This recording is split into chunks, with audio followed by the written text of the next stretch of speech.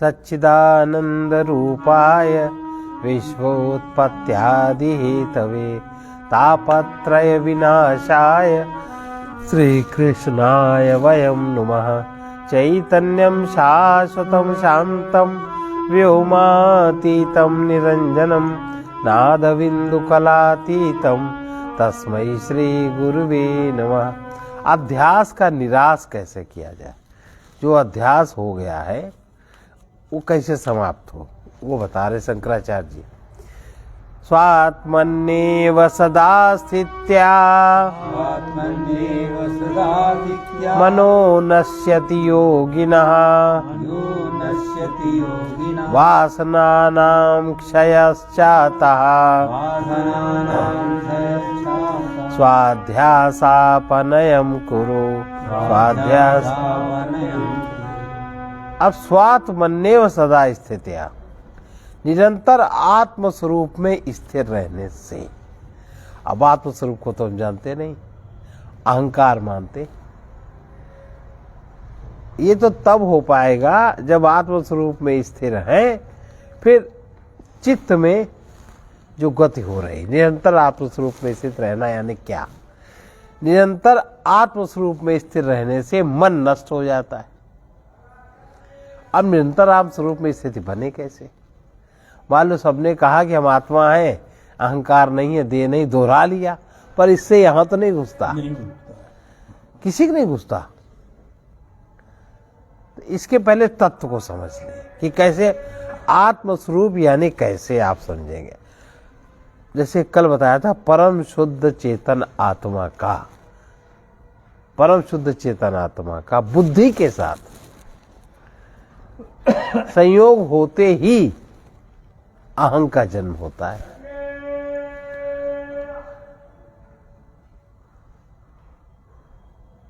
इसीलिए समर्पण की साधना सर्वोपरि साधना है। गुरुजन की आज्ञा में रहो, वो जो कहे सो करो, तुम्हारे मन को अवसर नहीं मिलेगा। और गुरुजन तो यही प्रयास करेंगे तुम आत्मस्वरूप में स्थित रहो, तो वो धीमे धीमे वो चीज हो जाती है।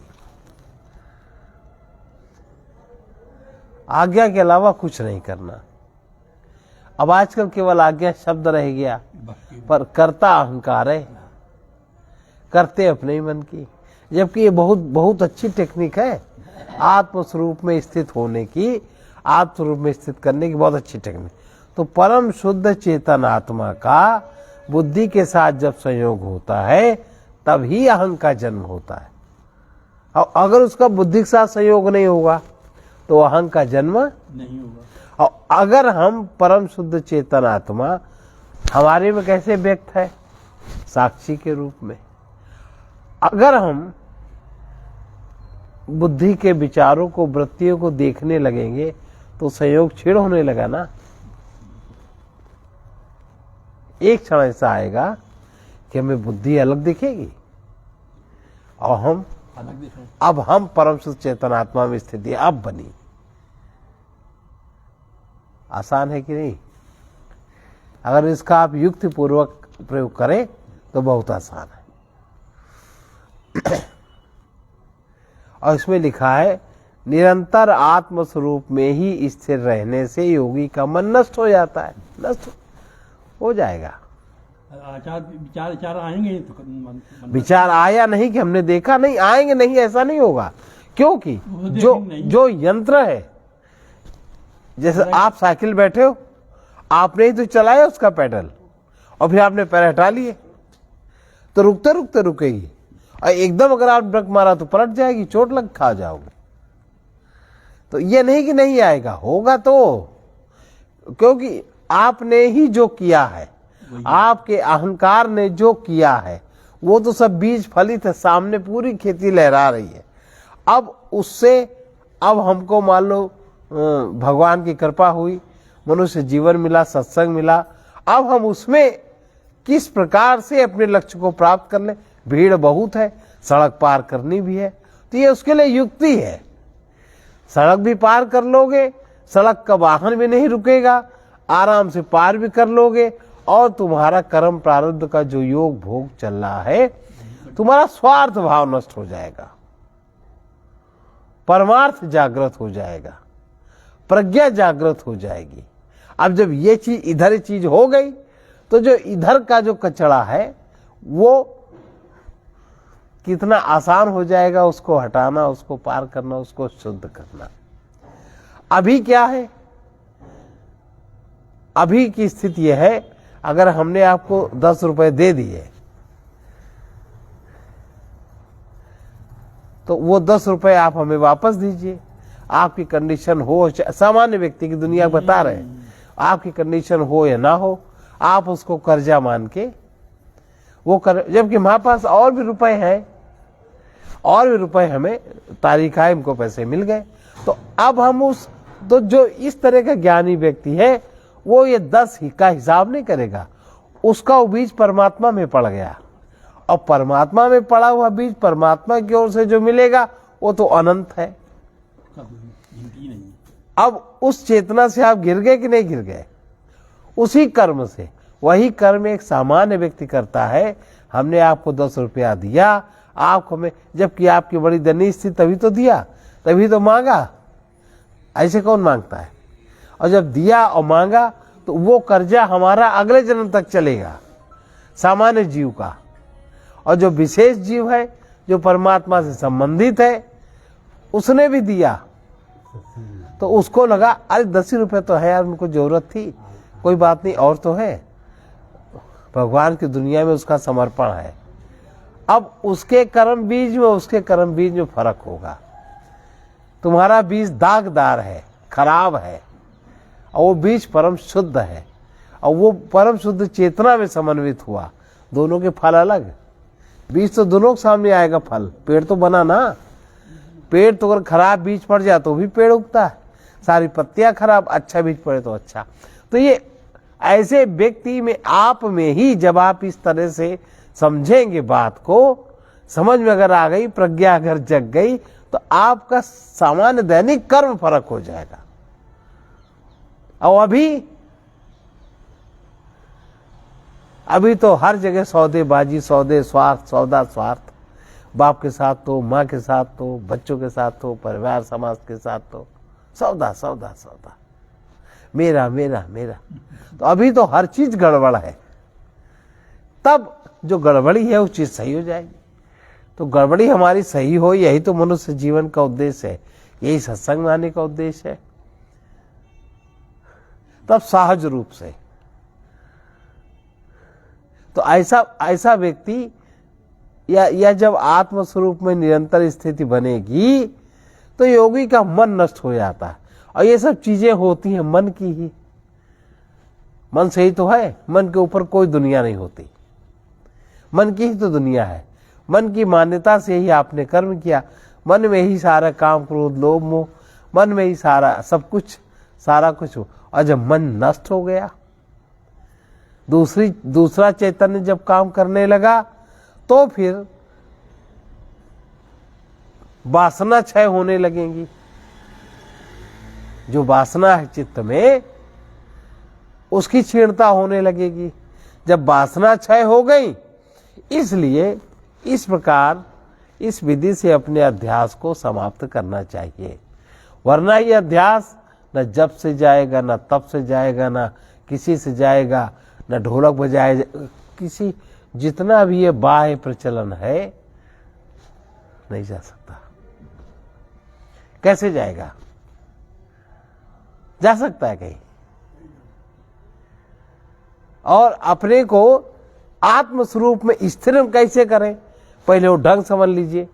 नित्य शुद्ध चेतन आत्मा का जब बुद्धि के साथ संयोग होता है, तभी उसमें प्रतिभास आम, तभी अहंग का जन्म होता है। अहंग जब आकार से मिलता है, वही अहंग मन में होकर, प्राणों में होकर, इंद्रियों में होकर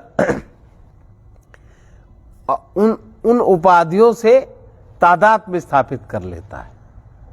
और उस तादात्म्य के अनुसार, उपाधि जनित गुण धर्मों के अनुसार, वो अनेक प्रकार के कर्मों का कर्ता बनता है। ये और फिर भोक्ता बनता है। यही है बंधन। ये बंधन है।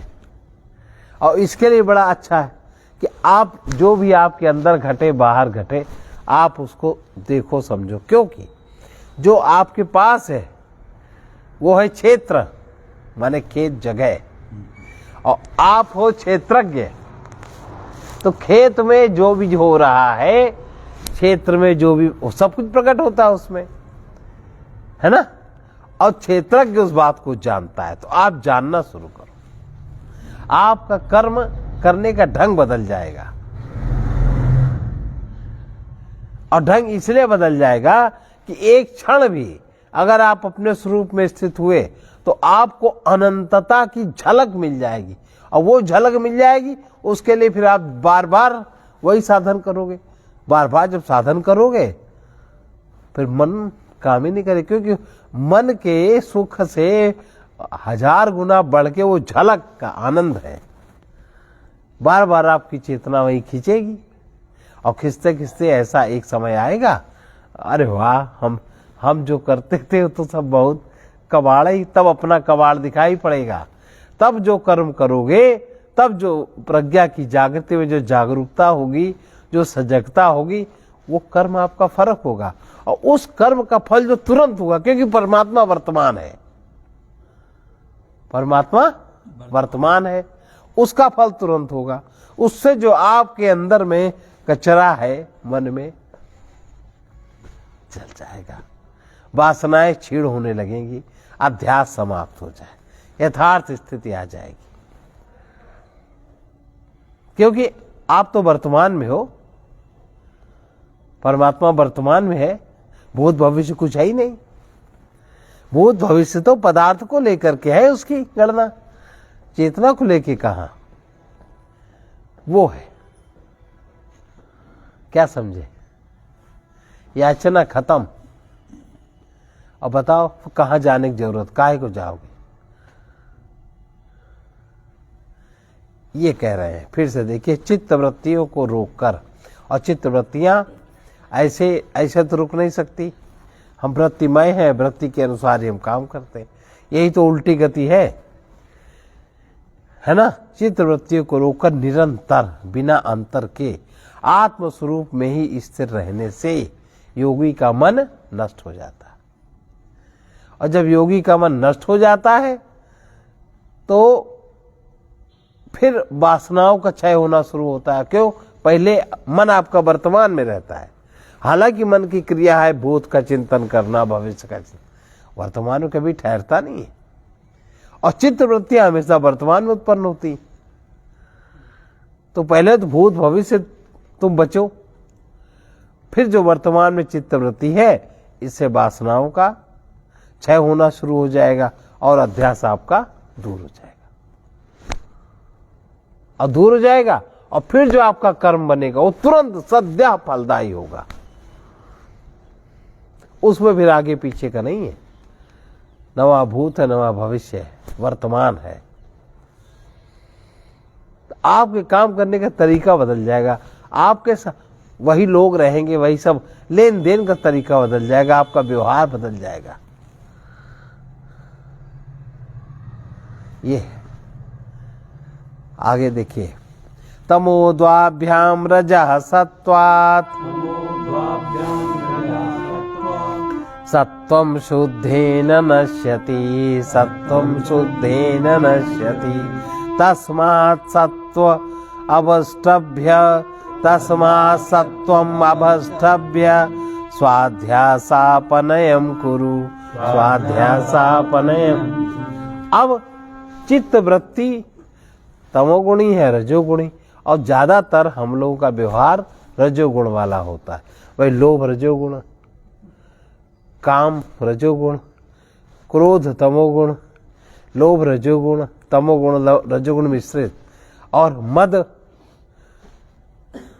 और मत्सर घोर तमोगुण, ईर्ष्या घोर तमोगुण है, क्रोध रजोगुण है। तो इस प्रकार से ये चीजें कैसे समाप्त होंगी? इसमें देखिए, रजोगुण और सतोगुण से तमोगुण को नष्ट करना चाहिए। तमोगुण कैसे समाप्त हो?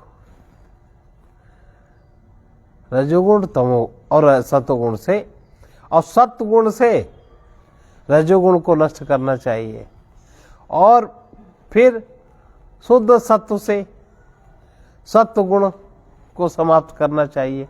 सत्वगुण दो प्रकार का, एक मिश्रित सत्वगुण और एक शुद्ध सत्वगुण।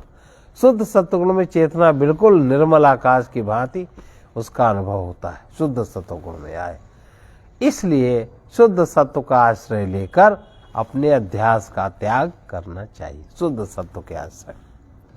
अब शुद्ध सत्व का आश्रय तभी होगा कि जब आप पहले वाले श्लोक का पालन करेंगे कि नित्य शुद्ध चेतन आत्मा का बुद्धि के साथ संयोग होने पर अहंग का जन्म होता है।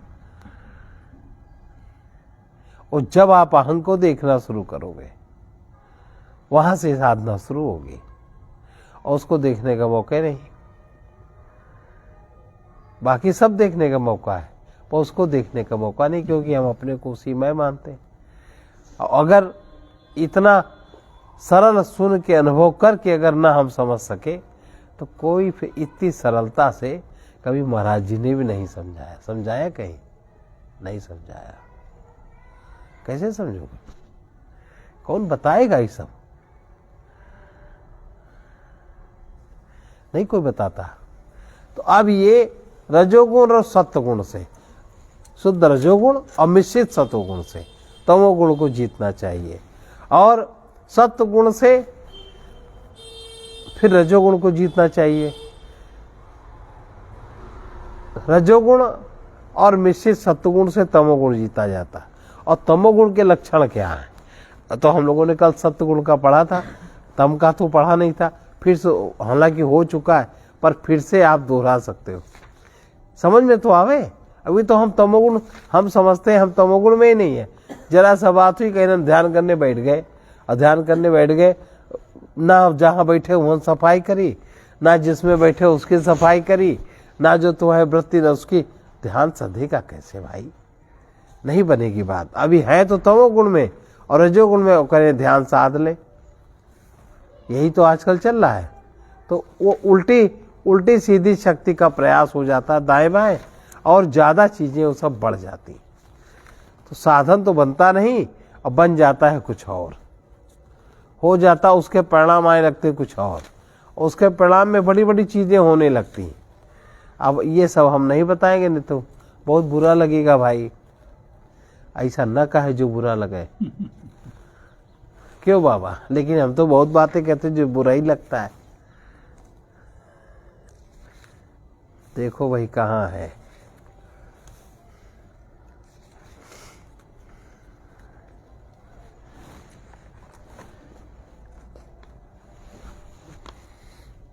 एक बार देख लें।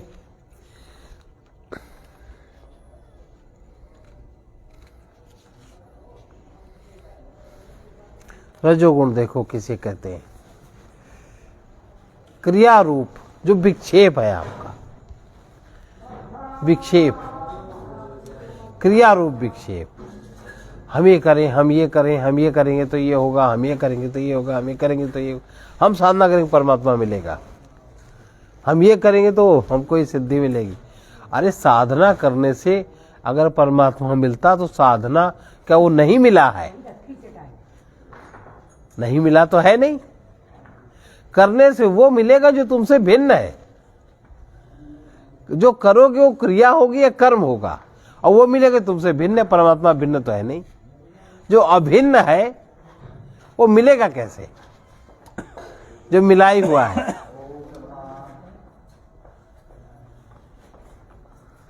करने से मिलेगा जो प्रकृति के अंतर्गत है, प्रकृति के अंतर्गत है, वो तुमको करने से मिलेगा। पर परमात्मा करने से नहीं मिलेगा। जैसे गेरुआ कपड़े पहनने से कोई साधु हो जाता? असली साधु कपड़े को ध्यान ही नहीं देता। असली साधु महात्मा कपड़ों में ध्यान नहीं देता। देता है कहीं? लेकिन जो नकली है, तो आवरण किसको पसंद है? जो तमोगुण में है, वो भी एक आवरण। तो रजोगुण क्या है? क्रिया रूपा विक्षेप शक्ति रजोगुण की। अब विक्षेप चित्त की 4 स्थितियां। सबसे पहले मूढ़ शुद्ध तमोगुण। मूढ़ माने अटका हुआ, काहे में अटका? कहीं भी अटका, अपने कर्म में अटका, अपने कर्ता में अटका। ये तामसी वृत्ति है ना? ये तामसी वृत्ति है। अटकना तामसी वृत्ति है, तमस है, कहीं भी अटकना। अगर बुरा न मानो तो निंदा नहीं है, लेकिन बात विचार की है। आप जप में अटके होंगे नहीं। इतना जप किया हुआ क्या?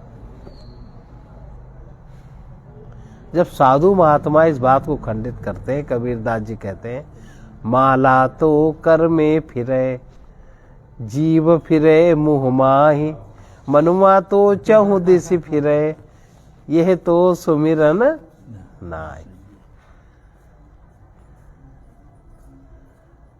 है ना? स्थिति है कि अंदर से आवरण छीन नहीं और समझ है नहीं, और बाहर से क्रियाओं से हम सोचते हैं कि हमें सत्य और शांति का अनुभव हो। वो बाहर की चीज है नहीं, कैसे मिलेगी? बाहर की चीज प्रकृति है, कर्म है, फल है, और उसके बिना भी कर्म आपका क्या है? थोथा, सूखा सूखा, उसका फल भी अच्छा नहीं होता। जैसे अगर आपको मान लो कोई वस्तु पदार्थ मिलना है, और आपका जैसा कर्म है,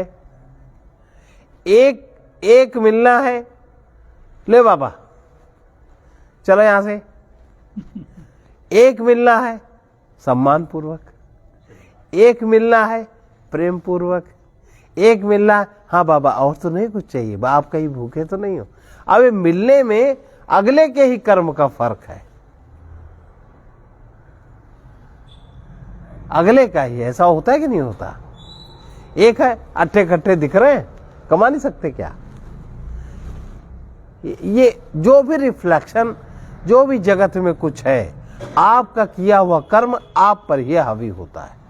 तो रजोगुण की सबसे पहले मूढ़ता, मूढ़, पहली स्थिति मूढ़, और दूसरी स्थिति क्षिप्त, अपने चित्त को, अपनी शक्ति को अपने बाहर फेंकना, बाहर हमारा विस्तार होगा।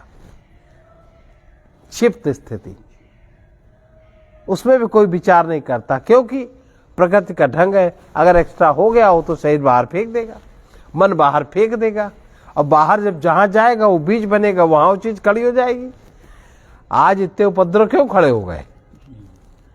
जहां तुम्हारे शरीर से बाहर कोई चीज गई, मन से बाहर गई, बुद्धि से बाहर, विचार बाहर गए, अहंकार बाहर गया, अनंतता शुरू हो गई। परमात्मा तो अनंत है।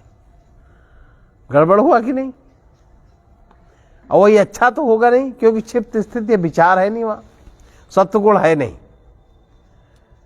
तो मूढ़ घोर तमोगुण शूद्र स्थिति है। अब आजकल ये सब नहीं समझते।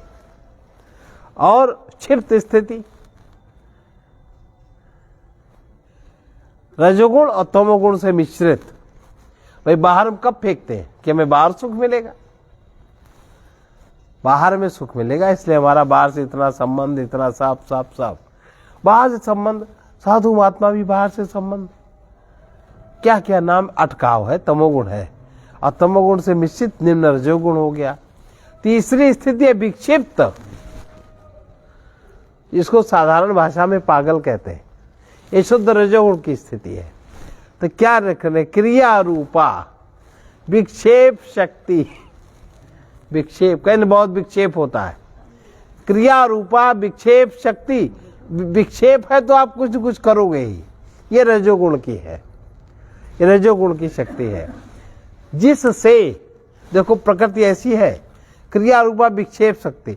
आपने क्षिप्त किया, उधर से फिर आया, फिर किया, विक्षेपित हुआ, तो उससे सनातन काल से समस्त क्रियाएं होती आई हैं। आपके अंदर भी क्रिया उसी लिए हो रही है, और परमात्मा है स्थिर। उसी के कारण राग और दुख आदि विक्षेप के कारण राग और दुख, यह अविद्या की स्थिति है। अविद्या के 4 फल। अविद्या जितनी गहरी अविद्या उतनी बड़ी अस्मिता। अस्मिता माने मैं हूं, मैं हूं, मैं हूं, मैं कुछ हूं, मैं कुछ हूं, मैं कुछ हूं। तो आज शूद्रों की अस्मिता कितनी बड़ी है? अविद्या बड़ी है, अविद्या बड़ी है, क्योंकि विद्या तो है नहीं, कहीं शिक्षा है और शिक्षित भी नहीं है। पढ़ाई लिखाई ठीक नहीं, कि नंबर ज्यादा मिल गए, बढ़ गए, नौकरी में पास हो गए, माइक मिल गया, चिल्लाने लगे। अभी पाप बढ़ रहा है कि पुण्य? बहुत सत्य है ये। तो अविद्या, जितनी अविद्या होगी उतनी अस्मिता होगी, उतना मैं कठोर होगा, मूढ़ता होगी। अब जब उतना मैं होगा तो उतना ही राग होगा। अपने अहंकार से राग, मैं ये, हमारी ये परिधि, ये मेरा, बस ऐसा ही रहे, दूसरा हाथ ना लगाए। वो कहता फलाना खराब, वो कहता फलाना खराब, हर व्यक्ति। तो इससे ही राग आदि, और उसके परिणाम स्वरूप क्या उत्पन्न होता है? दुख। अविद्या का देखो, राग द्वेष, अविद्या नंबर 1, अस्मिता नंबर 2, फिर राग, और फिर बाकी से द्वेष। इतना हमारा है, बाकी सब नहीं है, सबसे द्वेष है। कोई कह रहा है हिंदू मुसलमान, कोई कह रहा है बौद्ध, राग द्वेष। और मन के सारे विकार इस विक्षेप के द्वारा ही उत्पन्न होते रहते। अब बताइए, अब इस चीज को आप कम करिए, जो विक्षिप्त अवस्था रजोगुण आप कम करिए। काम, क्रोध, लोभ, मोह, मद, मत्सर, ये सब तमोगुण रजोगुण से मिश्रित है। कभी मन को देखा? साधन करने में बस हम जो चाहते हैं हमें परमात्मा दे दे, हमको मिल जाए, परिवार वाले हमें दे दे, पड़ोसी वाले हमें दे दे, उसे नहीं दिया तो खराब। एक अंधेपन में जो दौड़ चल रही है, तो फिर उस वृत्ति के अनुसार अंधेपन में अनंत शरीर मिलते हैं जीव को। मिलते हैं कि नहीं? जागृति है ही नहीं। तो जितनी बुद्धि जागृत होगी, जितना विचार होगा, उतना ही हम मुक्त होते जाएंगे अज्ञान से। अज्ञान माने प्रकृति, अविद्या से हम चेतना हमारी छूटती जाएगी। और इसी से काम, क्रोध, लोभ, दंभ, असूया, दूसरे के गुण में भी दोषों को देखना, अभिमान, ईर्ष्या और मत्सर, ये घोर धर्म सब रजोगुण के हैं। अब इन्हीं से तो सब ही भड़बड़ है। अतः जिसके कारण जीव भयंकर कर्मों में प्रवृत्त होता है। अब देख लो, 2 साल से युद्ध चल रहा है, भयंकर कर्म है। काहे के पढ़े लिखे, काहे के ज्ञान, कितने तुमने मार डाले, कितने क्या। लेकिन आप जब गलत कर्म करोगे तो प्रकृति एक को तो टारगेट बनाएगी। आपने पता लगा तुम मनुष्य तक खा जाते हो, पशु से लेके, कीड़ों से लेके मनुष्य तक का भक्षण करते हो, कितना तकलीफ देते हो परमात्मा की सृष्टि में। अब उसने बनाया टारगेट एक आदमी को। अब एक आदमी आग लगा के, जिस आग के कारण तुम इतना खा पी के सब हजम कर रहे हो, और वो स्थूल अग्नि तुमको 1 सेकंड में भस्म कर दे रही है। ये भी तो परमात्मा ही कर रहा है। कोई रोक सको तो रोक ले, पुतिन को रोक पाएगा ही नहीं, रुक रहा, क्योंकि उनका स्रोत दूसरे हिसाब से चल करवाया जा रहा, वो तो माध्यम बने। ऐसे ही हर एक के साथ होता है, कई पुत्र माध्यम, कई पत्नी माध्यम, कई पड़ोसी माध्यम, कई कुछ, पर है सारा अपने ही कर्मों का लेखा जोखा। अब उस कर्म का लेखा जोखा समाप्त हो तो जो कर्माधिराज है, जो परमात्मा है, उनकी शरण में अपने अहंग को गला के मिटा करके उनको अपने शरीर में स्थान दो, तो ये चीज रुके, नहीं तो नहीं रुकेगी। इसके यही अतः जिसके कारण जीव कर्मों में प्रवृत्त होता है, वो रजोगुण ही बंधन का कारण है। रजोगुण बंधन का कारण है। अब इसको देखिए, इसको महाराज जी क्या लिखते हैं, हमने आज पढ़ा, हमने सोचा कि आप आके बताएंगे। वो जो हम कहते हैं ना, हम तो परिभाषा पढ़े उपनिषद की, है ना, और इसमें उपनिषद की बात लिखी है। परम शुद्ध चेतन आत्मा का वही सेम वही चीज है। परम शुद्ध चेतन आत्मा का बुद्धि के साथ संयोग होता है, तब वही अहम का जन्म। ये उपनिषद का सूत्र है, कैवल्य उपनिषद का सूत्र है ये। अब जो संस्कृत नहीं पढ़ा, जिसने नहीं पढ़ा वो नहीं जानता, वो कहेगा महाराज जी बड़े दिव्य चमत्कारी। कोई जी दिव्य नहीं, पढ़ने लिखने वाला व्यक्ति तो इसी तरह करेगा। परम शुद्ध चेतन आत्मा का जब बुद्धि के साथ संयोग होता है, तब वही अहम का जन्म होता है। वही अहम मन में प्राण, इंद्रिय, देहादि उपाधियों के साथ तद्रूपता माने उसमय माने अध्यास, उसी तरह का अध्यास तद्रूपता धारण कर लेता, अहम उसी तरह का बन जाता। तो मैं ये हूं, मैं ये हूं, मैं ये हूं बना है ना। और जो उपाधिगत, जैसे शरीर उपाधि है, तो शरीर में होने वाला कष्ट हमारा कष्ट मानते, शरीर में होने वाली तकलीफ। अब शरीर से जो संबंधित है, मकान में दीवार तोड़ी जा रही, कहीं हमारे दिल में खटक रहा तद्रूपता, हमारा छाती फट गई, मेरा मकान तोड़ दिया, जबकि मतलब कुछ नहीं है। होता है ना, इतनी आसक्ति, इतनी तद्रूपता के कारण, और तद्रूपता धारण कर लेता है। और उपाधिगत जो उपाधि के धर्म है विनाशी, तो वो जो उपाधि में विनाश, उसका धर्म जब घटित होता है, तो अभिमान के कारण हम उसके धर्म के अनुसार कर्म करते हैं, विचार करते हैं। उपाधिगत गुण धर्मों के अभिमानी होकर उपाधि के अनुसार ही कर्मों के कर्ता बनते हैं, उसका हमसे कोई लेना देना। और जब कर्मों के कर्ता हो गए, कर्म जब कर दिए, अब भोग भी तो आएगा, और फिर भोक्ता भी बनते हैं, भुगतते भी हैं, कर्ता बनते हैं, भोक्ता बनता है। यही बंधन है अविद्या का, यही अविद्या का बंधन। अब इसे छूटे कैसे? इसी के कारण जन्म मरण का घोर दुख है। लेकिन इस पॉइंट पर विचार, और ये घोर तमोगुण और रजोगुण से मिश्रित स्थिति है। इससे मुक्ति होना ही मुक्त होना है। इससे मुक्त हो जाए इस बंधन से, वही परमानंद है। जिस विधि से मुक्त होंगे वही परमानंद का पथ है। और वो है हम जो विचार करें, सत्य को बीच में रख के विचार करें, सत्य के अभिमुख होकर विचार करें, पदार्थ के अभिमुख होकर विचार न करें। जैसे हमने इनसे कोई संपर्क बनाया, तो सबसे पहले सत्य है, माने ये चेतन आत्मा है। उसके बाद इनके उपाधिगत धर्म अलग है, हमारे उपाधिगत धर्म है। अब फिर हमें क्या करना? फिर विचार करो कर्म का। देखो कर्म बदल जाएगा कि नहीं, और कर्म बदलेगा फल ही बदलेगा।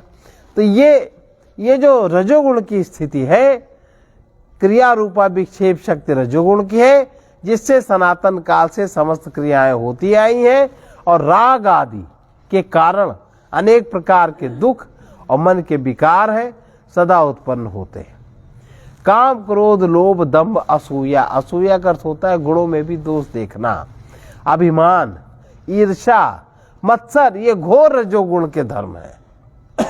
अब साधु रजोगुण नहीं धारण करता, रजोगुण के कारण ही साधु को काम करने की मनाही हर संप्रदाय में, कि आप कमाई के लिए कर्म न करो, आप भजन के लिए कर्म करो, भजन करो।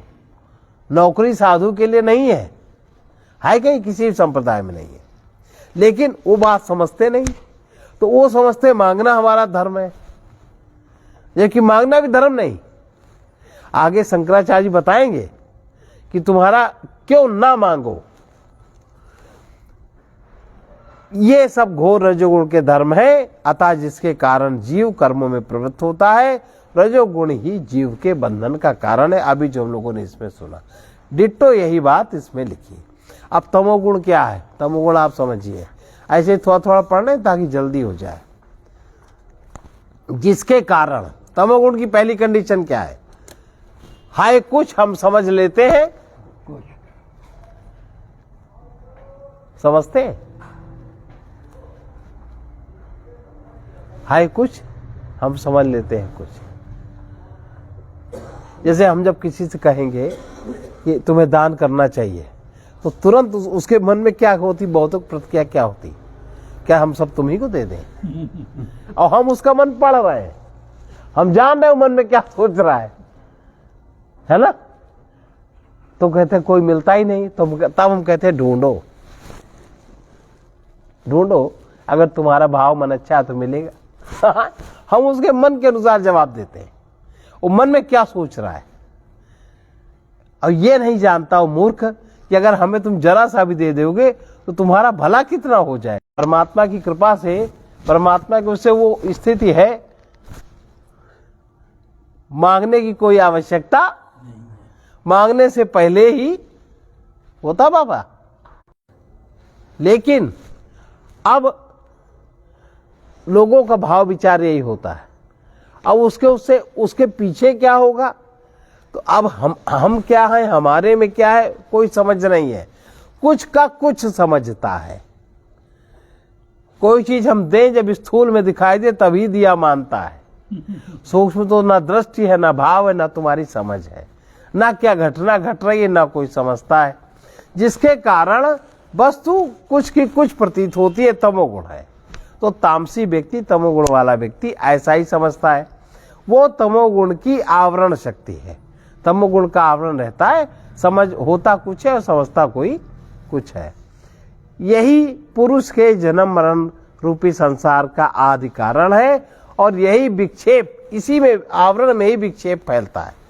अब अगला क्या है, तमोगुण से ग्रस्त हुआ पुरुष। अब देखो, जितने मांस खाते हैं वो पढ़े लिखे हैं क्या, बिना पढ़े लिखे? पढ़े लिखे हैं ना। बिना पढ़ा लिखा डरता है, मांस नहीं खाना चाहिए। हमारे पिताजी ने कहा, माताजी ने कहा, या हमारी जाति में नहीं खाया जाता, नहीं खाएगा वो। लेकिन पढ़ा लिखा, अमेरिका गए, वहां तो काम नहीं चलता। कितना झूठ बात है ये। पढ़ लिख गए, अरे इससे क्या होता है, इसमें विटामिन है, इसमें प्रोटीन है, इसमें फलाना है ठिकाना है, गाय काट के खा जाओ, मनुष्य काट के खा जाओ। तमोगुण, तमोगुण से ग्रस्त हुआ पुरुष। अब सब अति इंजीनियर हैं, डॉक्टर हैं, मास्टर हैं, सब बुद्धिमान है कि नहीं भाई? बुद्धि के अनुसार जो चले बुद्धिमान है, अति बुद्धिमान, चतुर भी हैं। चतुर, शास्त्र के अत्यंत सूक्ष्म अर्थों को देखने वाला, ये भी होता है। क्यों न हो, वो नाना प्रकार से समझाने पर भी अच्छी तरह नहीं समझ पाता। उसको लाख समझाओ आप, उसको समझा। ये तमोगुण की, वो भ्रम से आरोपित किए हुए, उसने जो उसके मन में जो भ्रम हो गया है, शिक्षा विक्षा सब पदार्थ की है, अंदर की तो है नहीं। भ्रम से आरोपित किए हुए पदार्थों को ही सत्य समझता है। जो उसने मान लिया उसी को सत्य। जैसे साधुओं ने मान लिया कि नहीं, हमें कुछ काम तो करना नहीं, साधु है, बात तो सत्य है, क्या है तो हमें मांगना चाहिए, ये मान लिया, जबकि ये सत्य नहीं है। उन्हीं के गुणों का आश्रय लेता है, पदार्थों को ही सत्य समझता है, भ्रम से आरोपित, और भ्रम के जो गुण हैं उन पदार्थों के उन्हीं का आश्रय लेता है। और वो अहो दुरंत तमोगुण की ये महती आवरण शक्ति बड़ी प्रबल है। इस आवरण शक्ति से ही संसार से युक्त, इस आवरण शक्ति से के संसर्ग में जो पुरुष आ जाता है, उसमें कोई भावना नहीं होती। अभावना, अब उल्टा सीधा खाने वालों को भावना है। आपके जो विपरीत है संप्रदाय समाज, कोई भावना है? भावना मतलब उनके भाव संबंध नहीं, ना उनके लिए बहन, ना उनके लिए बेटी, ना उनके लिए पड़ोसी, ना उनके लिए साधु, ना उनके लिए ब्राह्मण, न क्षत्रिय, न वैश्य, न शूद्र, न सिद्ध, कोई भावना है? न बेटी, न बहू है कुछ? ये सब संबंध भाव के हैं।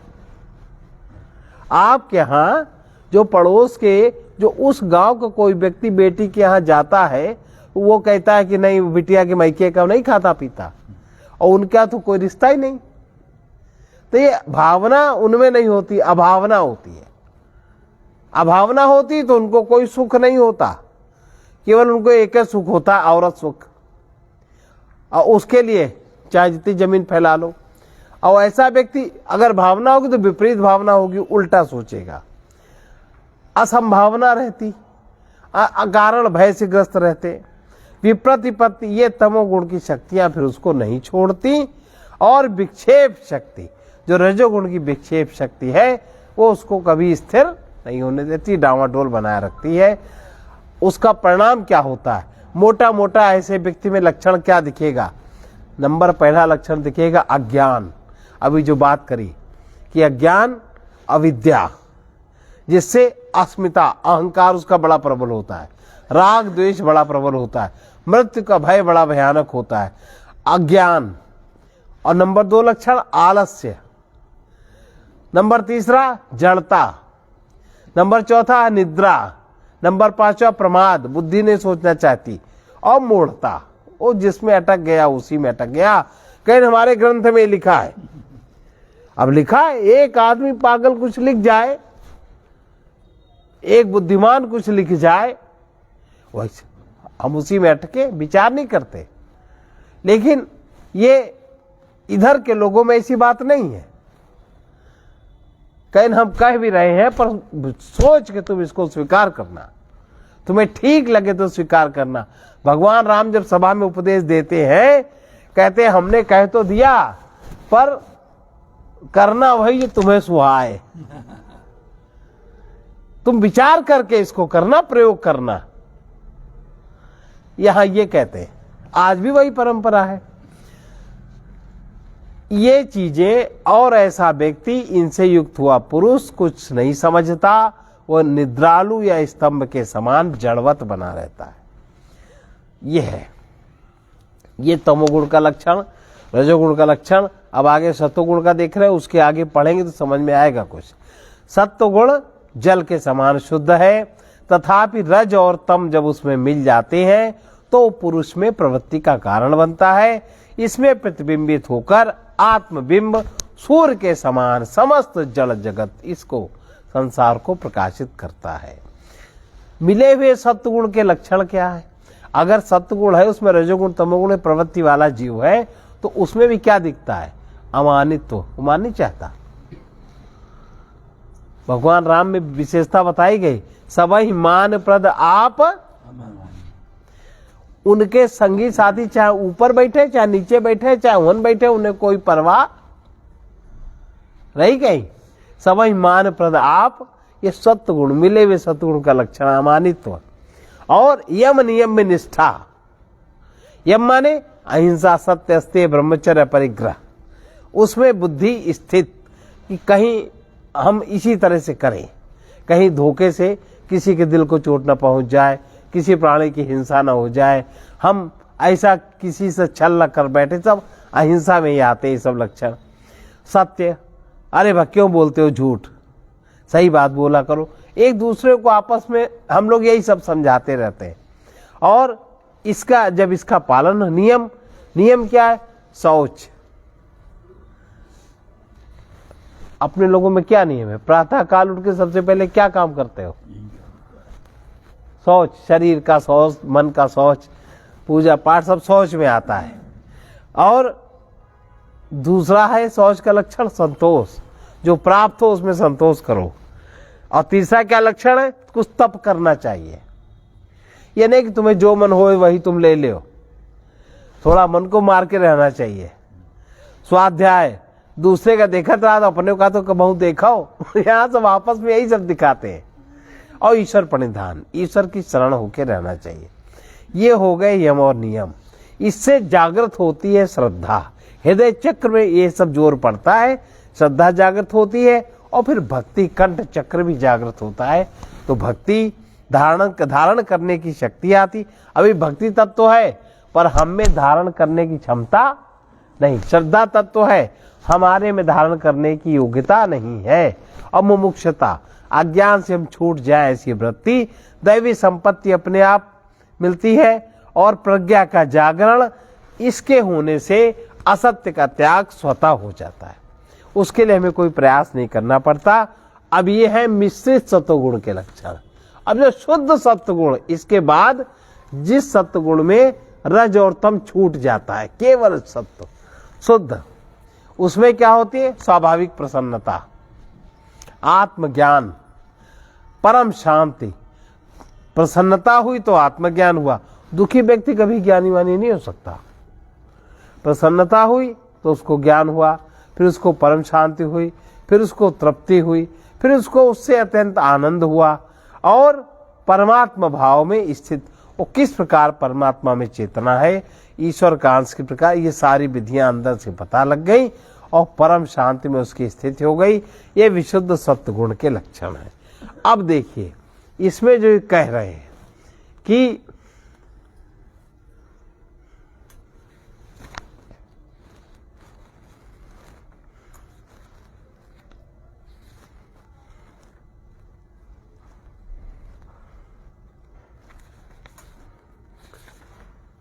रजोगुण और सतोगुण से, समझ गए? अब तो ये सब बातें याद होंगी। रजोगुण और सतोगुण से तमोगुण को जीतना चाहिए, सत्वगुण मिश्रित सत्वगुण से रजोगुण को जीतना चाहिए और शुद्ध सत्व से मिश्रित सत्वगुण को जीतना चाहिए। इसलिए शुद्ध सत्व का, शुद्ध सत्वगुण का आश्रय लेकर अपने में सत्वगुण बढ़ावे और अपने अध्यास का त्याग करो। जो ये आवरण तुम्हारे ऊपर है तादात्म्य का, उपाधियों का, इसको त्याग करो। ऐसे त्याग होगा, इसकी विधि। आगे आइए, अब क्या करना है? अब हम तो लग गई साधना में। अब कहें हम साधना करें, हम खाएंगे क्या? है ना? कोई क्या रोटी देगा? हाँ देगा। देखो इसमें क्या लिखते हैं, प्रारब्धम पुष्यति वपुः इति निश्चित्य निश्चलः इति निश्चित्य निश्चलः धैर्यमालम्ब्य यत्नेन स्वाध्यासापनयम कुरु स्वाध्यासा। जब आप इस मार्ग में लग गए तो एक बात निश्चित होनी चाहिए। देखो हर व्यक्ति के शरीर का पोषण उसके प्रारब्ध के अनुसार होता है। आप अरबपति हो और खटिया में पड़े हो, हैं? नौकर चाकर रुपया पैसा सब आसपास धरा है और वेदना कष्ट किसको हो रहा है? नौकरों को। उनको उस बात पर भी ध्यान है, हमें महीने में तनख्वाह चाहिए। तुम बीमार पड़ो चाहे जो पड़ो, है ना? कोई भी शरीर का प्रारब्ध अलग, जो शरीर लेके जन्म के पहले जो बन गया वो तो शरीर को भुगतना ही है, अच्छा भी और बुरा भी। जितना निश्चित हो गया, इसमें कोई चीज सहायक नहीं बनती। अगर आपको सुख है तो आप कुछ भी नहीं करते, जैसे कल उदाहरण दिया था, तो भी आपको सुख है। तो प्रारब्ध ही शरीर का पोषण करता है और शरीर को गिराता है। ऐसा निश्चय कर, निश्चल भाव से धैर्य धारण करके यत्न पूर्वक अपने अध्यास को छोड़ते जाना चाहिए ना। लेकिन जिसको अध्यास को छोड़ना हो, जिसको इतना विवेक हो कि हम कैसे मुक्त हो सकते हैं, और बाकी सामान्य रूप से कहीं रोजी रोटी भी ऐसे भंडारे में लोग आते हैं, कहीं गांव से उनके एक कपड़ा टंगे गेरुआ, एक टंगे खेत वाले, एक टंगे ऐसे, कहीं आज पथिक आश्रम में भंडारा है, चलो कहीं लेन गेरुआ बाबा बन के चले आए ना। ये भी फसली साधु, असली साधु नकली और फसली। तो ये फसली लोग हैं, बहुत होते हैं फसली। लेकिन जो असली पथ पर जो बढ़ रहा है, वो गृहस्थ में हो, घर में हो या आश्रम में, कही ये उसकी बात है। मुख्य रूप से साधक की बात है, ये साधना की बात है। ऐसा भाव उसको करना चाहिए। तो मैं जीव नहीं हूं, एक भाव और रखे कि मैं जीव माने शुद्ध चेतन आत्मा और बुद्धि के संयोग से आहंग माने जीव का जन्म होता है। तो हम जीव नहीं है, मैं जीव नहीं हूं, मैं नित्य शुद्ध आत्मा हूं, परब्रह्म हूं। इस प्रकार अपने में जीव भाव का निषेध करते हुए वासना त्रय, जो 3 प्रकार की वासनाएं हैं, उनका जो वेग है, वेग लोक वासना, लोग हमें इतने लोग जाने, कितना मेहनत, कितनी दौड़ भाग, कैसा कैसा लोग है ना, लोक वासना, देह वासना, मेरी देह कितनी सुंदर, मेरी देह कितनी, अरे सोचो नाखूनों को सजाने के लिए ट्रेनिंग में कितने धन खर्च, देखो महिलाओं को, लोग देह वासना और पुत्र वासना, ये जो 3 प्रकार की वासना का बेग जीव के साथ रहता है, इस बेग से प्राप्त हुआ जो जीवत्व है, मैं मेरा मेरा, इसको धीरे से त्याग करना चाहिए। सब साधना में बाधक है। श्रुत्या युक्त्या स्वानुभूत्या ज्ञात्वा सर्वात्म्यमात्मनः, ज्ञात्वा सर्वात्म्यमात्मनः, क्वचिदा भासतः प्राप्तः, भासतः प्राप्तः, स्वाध्यासापनयम् कुरु, स्वाध्यासापनयम्। इस प्रकार से श्रुति से, अब जैसे यहां सुन रहे हैं, केवल सुन के ही नहीं, अब आप उस युक्ति का प्रयोग करिए जो आपके अनुकूल पड़े। इतनी सारी बातें सुनी, उनमें आपके अनुरूप, आपके अनुकूल कौन सी बात पड़ने वाली। श्रुति से, युक्ति से और अपने अनुभव से आत्मा की सर्वात्मा को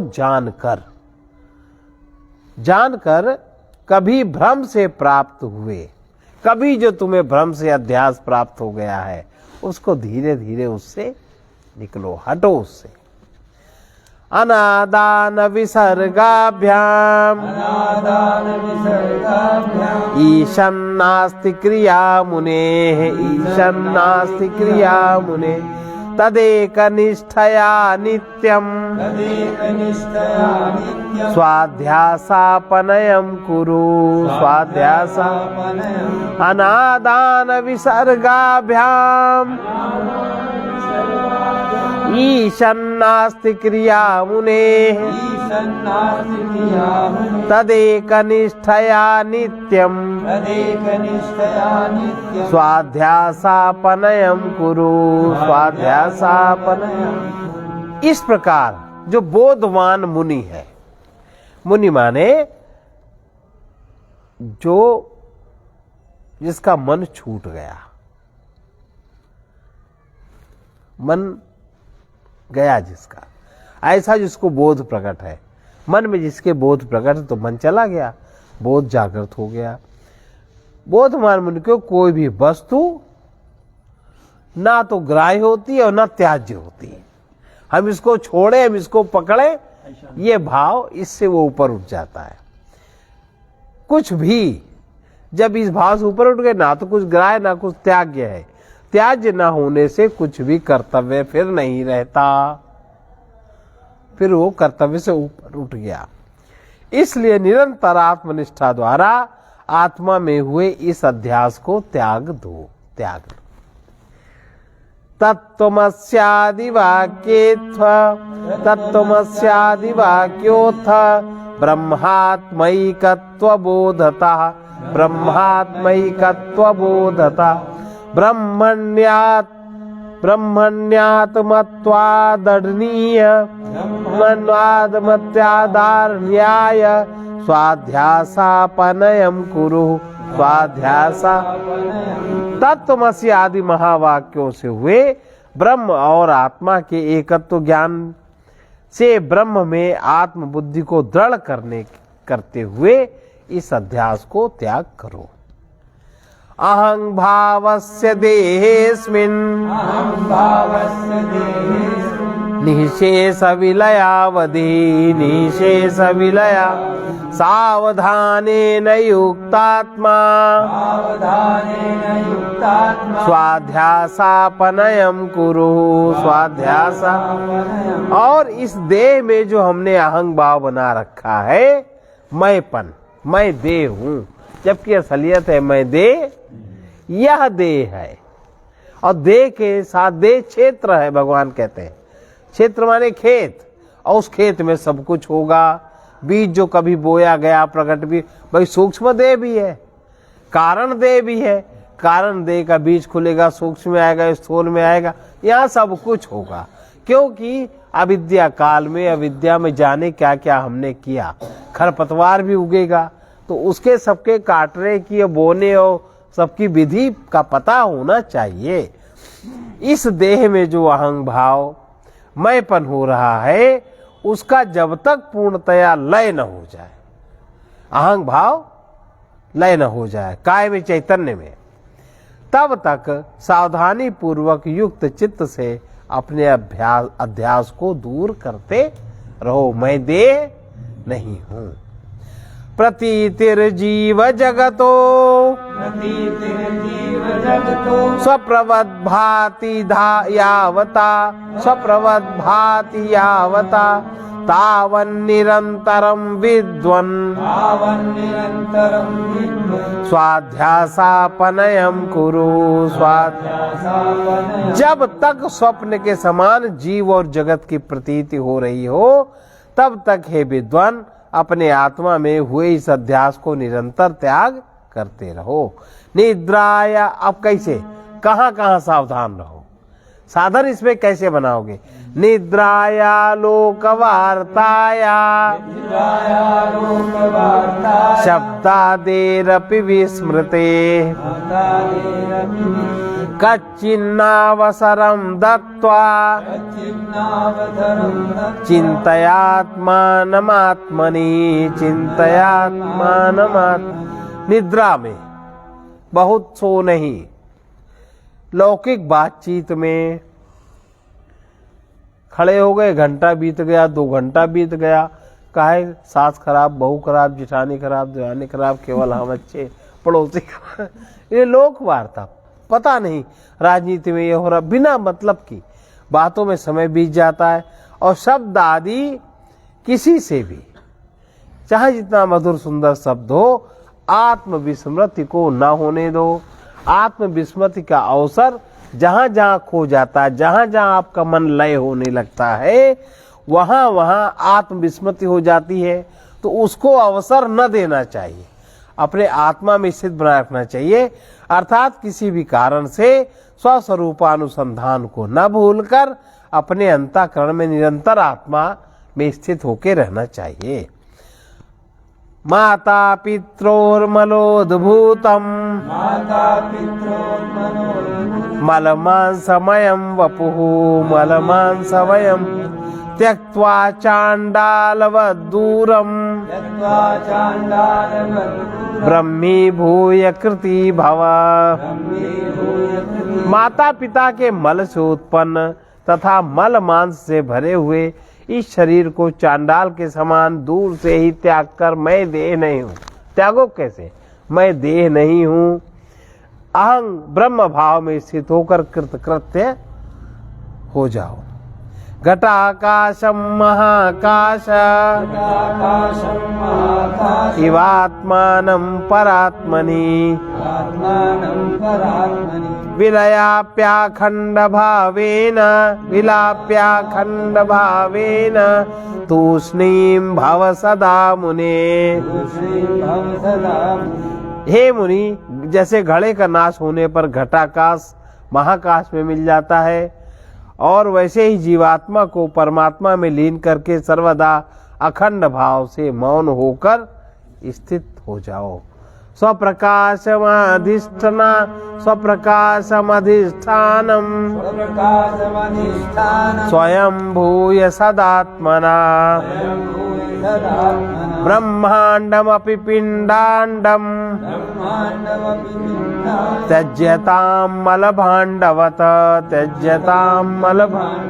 जगत का जो अधिष्ठान है, जगत का अधिष्ठान कोई देवी देवता फलाना ठिकाना नहीं है। जगत का अधिष्ठान ब्रह्म है, आधार उसका ब्रह्म है, प्रकार भी ब्रह्म है, परिकार भी ब्रह्म है, सर्वत्र और सबके हृदय में अहं के रूप में उसका प्रकटीकरण भी हो रहा है। इस प्रकार से जगत का जो अधिष्ठान है स्वयं प्रकाश परम ब्रह्म है, उस सत्स्वरूप से स्वयं एक हो जाओ। और ये जो पिंड है और ब्रह्मांड, ये दोनों में उपाधियों में मल भरा हुआ है, इन दोनों उपाधियों को भांड के समान, गंदे बर्तन के समान त्याग दो। चिदात्मनि सदानंदे देहारूढ़ामहं धियं निवेश्य लिंगमुत्सृज्य